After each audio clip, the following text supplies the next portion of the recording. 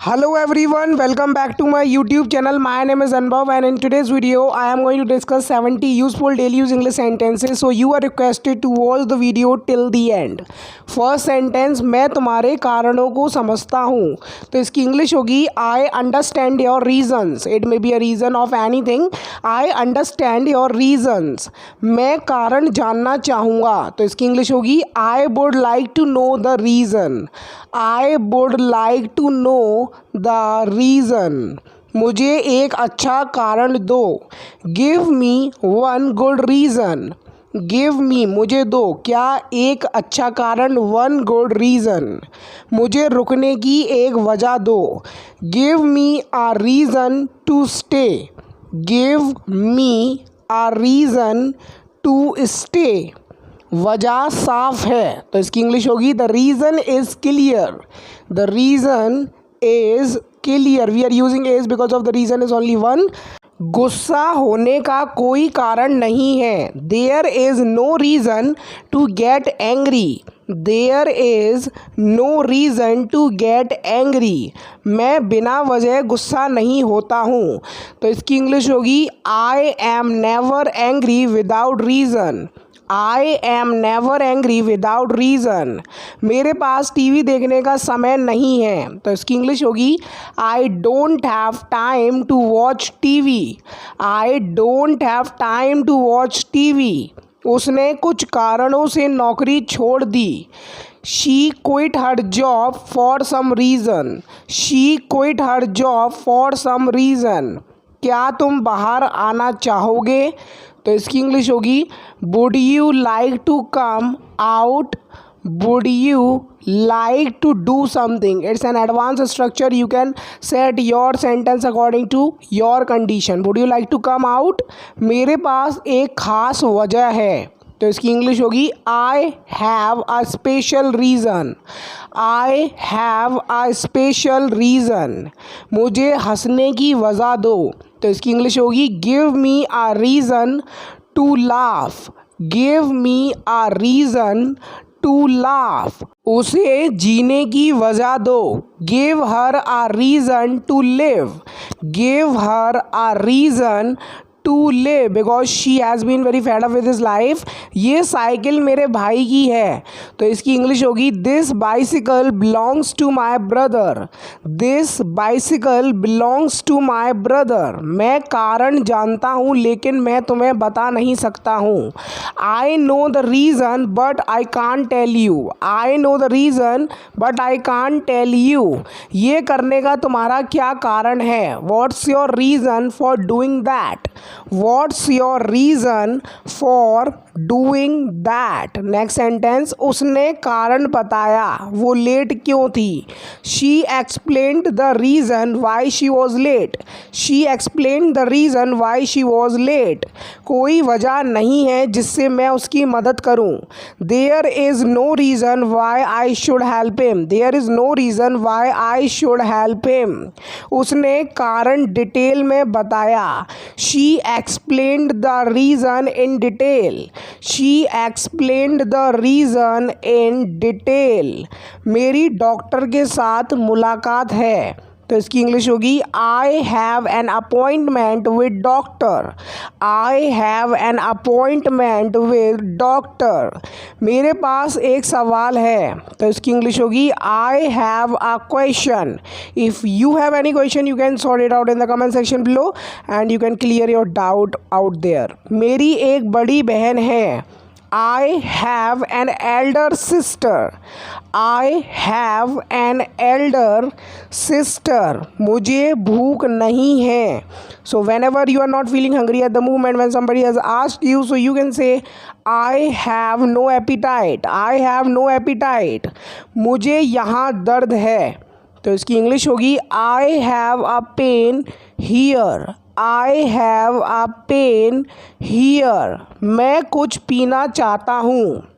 I want to drink something. I want to drink something, whether it can be cold or hot. So here comes our question of the day in which I am going to ask you a translation of a sentence. So sentence है आपको cycle चलाना सीखनी चाहिए. तो आपको translate करना है इस सेंटेंस को इनटू इंग्लिश। तुम्हें कौन सा सब्जेक्ट अच्छा लगता है? Which subject do you like? Which subject do you like? जाओ जाकर उससे पूछो, तो इसकी इंग्लिश होगी go and ask him. Go and ask him. तुमने आने से पहले मुझे फ़ोन क्यों नहीं किया? Why didn't you call me before coming? Why didn't you call me before coming? ज़्यादा मत खाओ, because it can give a rise to any disease, because eating too much is also not good. Don't eat too much. ये क्यों हुआ? Why did this happen? It is past indefinite tense and did is a helping verb over here. Why did this happen? मेरा छोटा भाई TV देख रहा है। It is a sentence of present continuous tense. My younger brother is watching TV. My younger brother is watching TV. मुझे उसकी काबिलियत पर ज़्यादा विश्वास नहीं है। I don't have much faith in his ability. I don't have much faith in his ability. क्या तुम ये ठीक करने के लिए किसी को भेज सकते हो? Can you please send someone to fix it? Can you please send someone to fix it? तुम्हारी जगह कौन ले रहा है? Who is replacing you?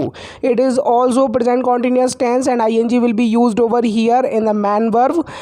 मैं तुमसे बहस करना नहीं चाहता हूँ, because I know the end I am not gonna win it.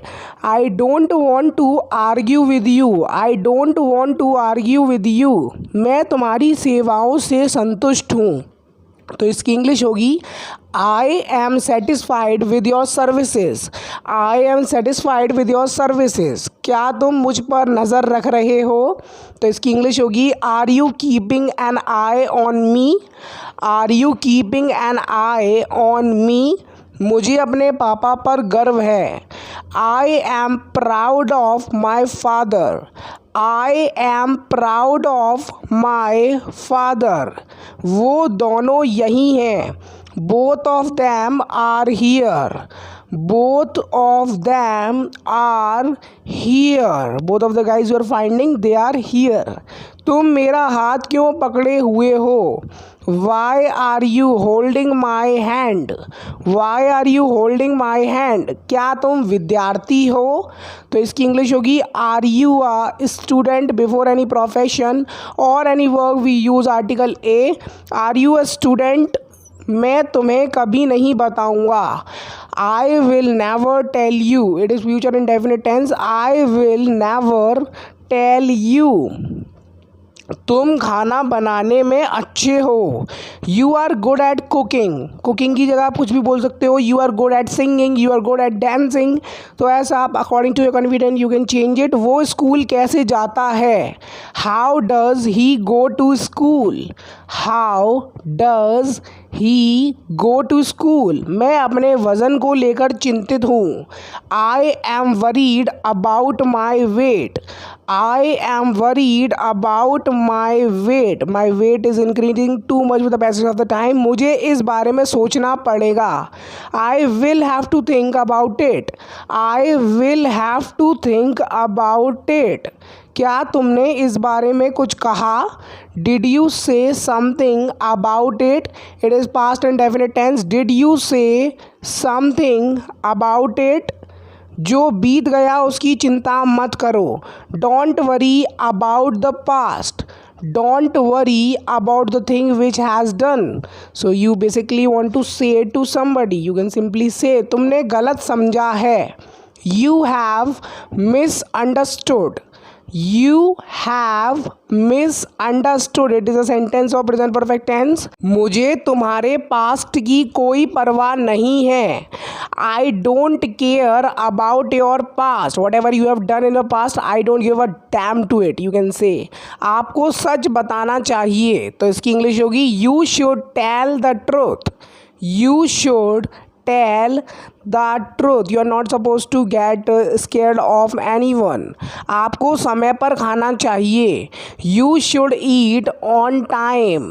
You should eat on time, मैं बनाना भूल गया।